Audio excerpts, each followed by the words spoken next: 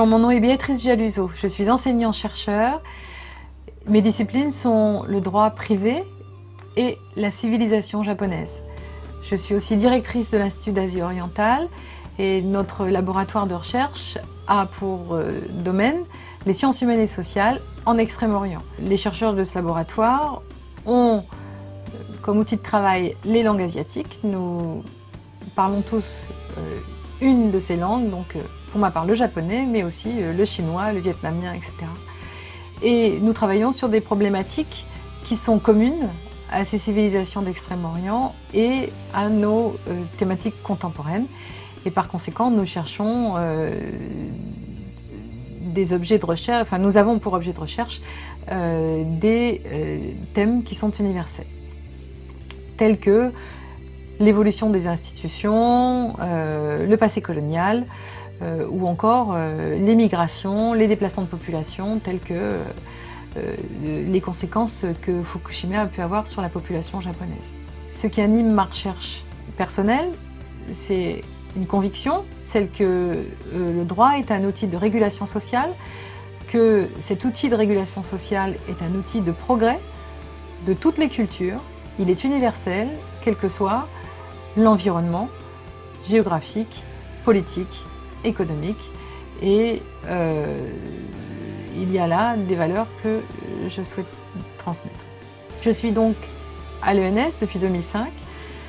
Être à l'ENS, évidemment, offre des conditions de travail tout à fait agréables, voire exceptionnelles. Le jardin est un plaisir quotidien. Mais au-delà de ça, l'ENS offre un environnement intellectuel qui, pour ma part, a réellement ouvert mes champs de recherche. Ceci a donné une dimension qui est à l'intersection entre le droit et les sciences humaines. Et par conséquent, j'ai pu décloisonner mes travaux de leurs limites initiales qui étaient celles du strict droit. Et par conséquent, la stimulation qui résulte de ma présence à l'ENS est tout à fait évidente, et puis elle me permet évidemment d'être dans des champs qui sont assez peu courus par les collègues.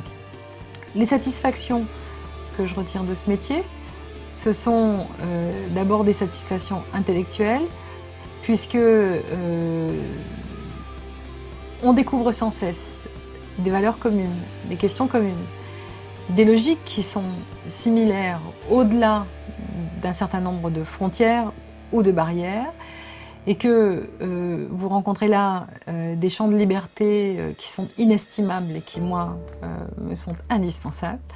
Et ce sont des choses que j'ai envie de transmettre, et c'est là que ce travail prend tout son sens. C'est dans cette transmission, à la fois par les publications et aussi par la formation de jeunes spécialistes de nos aires culturelles. Et l'un des plaisirs très immédiats qu'on peut retirer de ce métier, c'est de voir des jeunes gens s'insérer dans des sociétés qui sont tout à fait différentes, pour lesquelles cette insertion présente un très grand nombre d'obstacles que eux-mêmes ne perçoivent pratiquement plus.